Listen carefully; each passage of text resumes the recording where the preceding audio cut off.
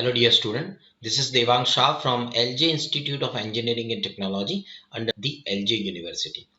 Now today we are going to discuss about a kind of counter design. Now after learning of digital flip-flops, combinational circuit, now we have to add this two circuit concept by making or to make a specific application, like if we want to generate a time delay, if we want to make a clock, maybe if we want to make a digital clock, if we want to make a memory, if we want to make a register. Now we have to use the combination of combinational circuit and a sequential circuit, right? So we have to use a specific combinational module with a flip-flop. So there is a combination of flip-flop with a kind of multiplexer, decoder, encoder, magnitude comparator, like that way. So here we are going to introduce a specific kind of terminology where we are going to introduce a kind of memory in a sequential circuit, right? So based on that, if we further discuss about the concept of digital counter, so what is a counter? See, simple counter is going to count 0, then the next step or next stage would be 1, 2, 3, 4, 5, 6, 7, 8, 9, and finally after 9 it will come to 0. So this kind of counter we normally call it the modulo 10 counter. So it's kind of decimal counter. Same way you can also make a BCD counter. Likewise, you can make a different counters, and in your smartwatch you are using a kind of timer circuit. You are using a kind of counters, stopwatch, all this terminology where the fundamentally the counter design will be used. So in digital counters is nothing but the count. A counter is a circuit that produces a numerical count each time an input clock pulse makes an active transition. So here for a sequential circuit, we already discussed about the importance of clock signal. So whenever the clock comes, see, the digital circuit gets the energy and will convert it into an event. So if you talk about the modulo 10 counter, well, it will count from 0 to 9, and after 9, so it would be reset, and again it will come to 0. It's a kind of loop where it's will have a counter. So here once we apply the clock signal, the counter itself a kind of sequential circuit that will start the counts from 0 and go up to 9, and automatically from 9 it will reset to 0, right? So where some of the optional inputs you have to provide, like load in initial value. So if you want to make let's say counter from start from 2 and go up to 9 and again will reset to 2, you can design like that way. So in sequential circuit you can make a different kind of counters. Let's say modulo 4, that means 0 to 3, modulo 8, that means 0 to 7, likewise. So here we have to learn a types of digital counters. So basically here we have to learn two types of counter. One is called asynchronous counter, which is a flip-flops are triggered with a different clock, not simultaneously. That means one clock signal is not giving simultaneously to the each stage of this counts, right? And in asynchronous counter, that is nothing but the flip-flops are triggered with a different clock, not simultaneously.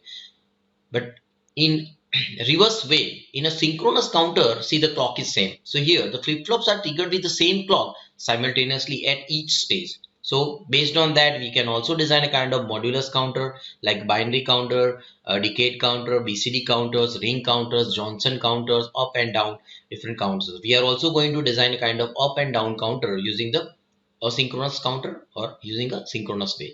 Now you can see here, since it is a sequential circuit, so you always have a present state and a next state. So if I consider the present state as a 0 count, then my next stage would be 1. Further, once I come into the stage number 1, so this becomes my present state and my next state would be 2. So like that way the counter is going to 1, and here you can see the counter start with the 0 0, the next stage is 0 1. From then 0 1 is it becomes my present state, and then my next state will be 1 0, then 1 0 to 1 1, and finally from 1 1 to 0 0. So this is what a counter design start with the 0 0, 0 1, 1 0, and 1 1. So in a decimal way it start with the 0 1 2 3, and again it will come to 0. So this kind of counter we can normally call it the modulo 4 counter. Now what are the application of counters that already we have discussed? In system clock we use those kind of counters, timer in delay circuits, watches, alarms, clocks. count events, memory addressing, frequency division, where you are going to use those kind of counters. Now this is a 3-bit counter, will start its count from 000, will move to 001, then 010, 011, 100, 101, 111, 110, and then finally 111, right? So it counts from 0 to 7, and from 7 it will reset to 0. Here we can have a difference in a digital counters, like we have a synchronous counter and we have a asynchronous counter. So in synchronous counter, a flip-flops are triggered with the same clock simultaneously, where we are using a different clock here for a asynchronous system. So basically in asynchronous system we are going to use a second stage clock as the output of first stage, right? So synchronous counter is faster than asynchronous counter in operation. Asynchronous counter is slower than the synchronous one. So that's what we are here describing, the difference between synchronous counter and asynchronous counter. Same way, synchronous counter is also called the parallel counter. Asynchronous is a serial counter. Same way, the synchronous counter designing as well, implementation are complex due to the increasing number of states, but asynchronous is a simple one. Synchronous counters will operate in any desired count sequence, but asynchronous counter will operate only in a fixed terms, right? It's a fixed count of sequence like up or down. Synchronous counter examples like ring counter, Johnson counter, but in a asynchronous counters, like example is a ripple up counter, ripple down counter, like that. Ripple, that means it's a simply, will follow the repetition numbers. In synchronous counter, or propagation delay is late, but in a asynchronous counter, its propagation delay is high. That means that will generate a more delay. So if we are going to design a kind of 3-bit asynchronous up digital counter, that means here 0, and 0 is the present state, the next state would be 1. So every time there is a increment of +1, so that's called the up digital counter. So here the digital counters we can make with our fundamental flip-flop circuits like J and K. So you can put here 3 stages of this asynchronous up counter. Well, it's each stage will require a 1 bit of flip-flop. So we are using JK flip-flop for each stage, for each individual bit, 1 1 and 1. So here we are going to make all this J and K flip-flop inputs are a high input. So based on that high input, if we apply the clock, you can see here, if you apply the clock, the for JK flip-flop, the output is Q and Q bar. The first stage of Q bar I'm taking as a second stage of clock signal, and the second stage of Q bar, the complement of your output, I'm taking as a input of clock for a flip-flop 2. So by that way I can make the asynchronous counter. If I'm going to give the clock signal simultaneously, it becomes a synchronous counter, right? See, when the clock signal comes at 1, you can check the output Q0 would be 1. Why? Because J and K, both the inputs are 1 1. So from that, still you are getting your Q0. Now Q0 bar, this becomes the clock for the second stage. So that particular 0 signal is going to the second stage. See, Q1 will become the 0 because it is applied with the 1 1. So by that way you can generate a counter, and once you start counting, like the first stage when there is no clock, you can check that Q2, Q1 and Q0 from MSB to LSB, it's 0 0 0. The next stage, when the first clock comes, you can check in the diagram, timing diagram, when the first clock comes, see the sequence is 0 0 1. So that is narrated as a count 1. And the second clock comes, you can check during the second clock, that is a negative cycle, you can have 0 1 0 for the second clock. So it's a 0 1 0, that stands for the 2, then 0 1 1, 1 0 0, 1 0 1, 1 1 0 and 1 1 1. Like that way you can generate a count of 0 to 7 using this kind of terminology. This is a kind of 3-bit counting system, right? You must understand here the truth table of JK flip-flop. Then and then you would understand a kind of, if J and K both are 1 1 and you apply the clock, say it becomes the output signal is 1, right?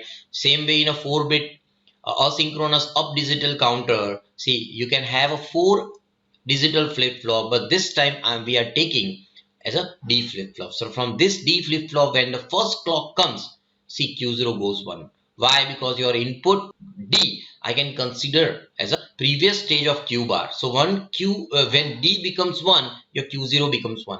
right? Because q is initially is a 0. So by that sequence you can check the first clock count. See, the sequence is 0001, so it's a 1 starts. Then you have a next clock counts, check the, this is 0010, that's a represented as a count 2. Then 0011, 0100. By that way here the counter is going to increment by position number 1, right? So this is a 4-bit counter, so that 4-bit counter would give you a count from 0 to 15, and after 15 count again it will reset it. So this is asynchronous because the clock signal is not the continuous at each stage, or simultaneously not at the each stage. Same way the down counter you can generate by simply connecting.